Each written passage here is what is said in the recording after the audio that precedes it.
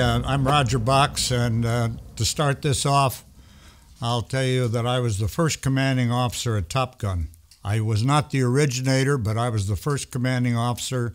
I helped transition it against a lot of forces in the Navy because we were too successful and it looked like we were having fun. And God knows anytime you're having fun, you're doing something wrong by somebody. We were having fun, and we flew the little stripped-down A4s to simulate MiGs, and the program was very successful.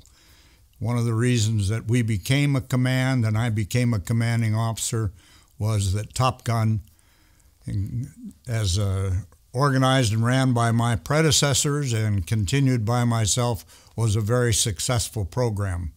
I left Top Gun and went out to a fighter squadron VF-114 to be the executive officer, and while I was en route, the CO of the squadron was killed, shot down, and I checked in, and instead of being the executive officer, I went right to the commanding officer and had a great tour.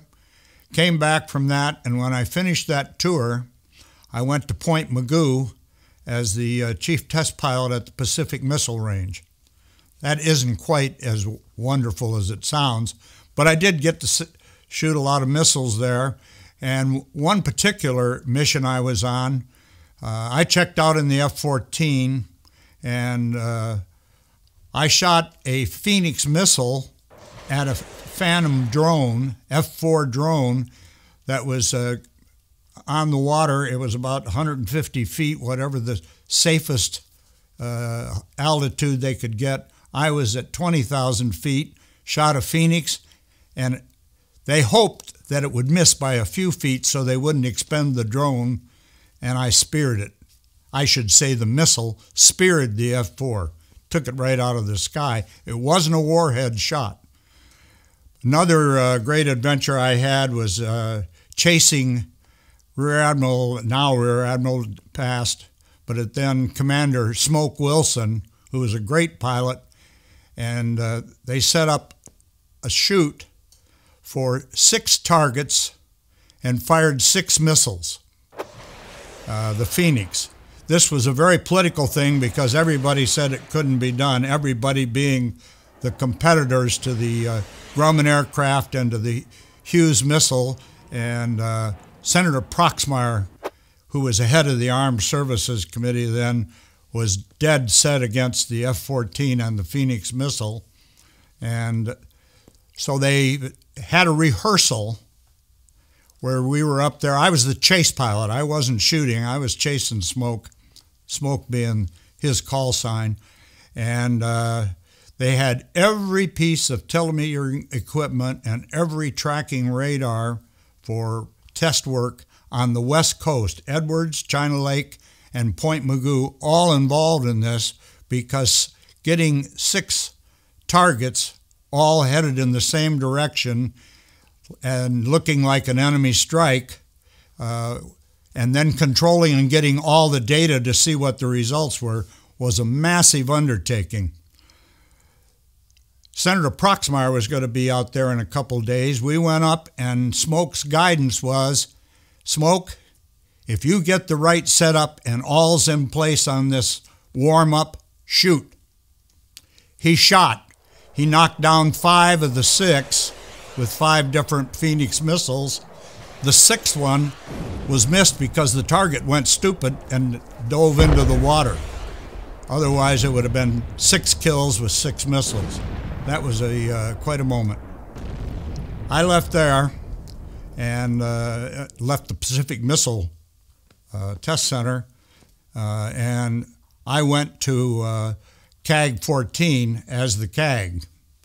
And there I flew the F-14 as my primary, well, it was the only fighter in the air wing, but it was really my primary airplane because that's where my experience was. Although as CAG, you can fly all the airplanes in the air wing. Flew the F-14, I had a great time. It was a great airplane to fly. And I left there, and that was my last real flying experience until I was a rear admiral, and I had a battle group.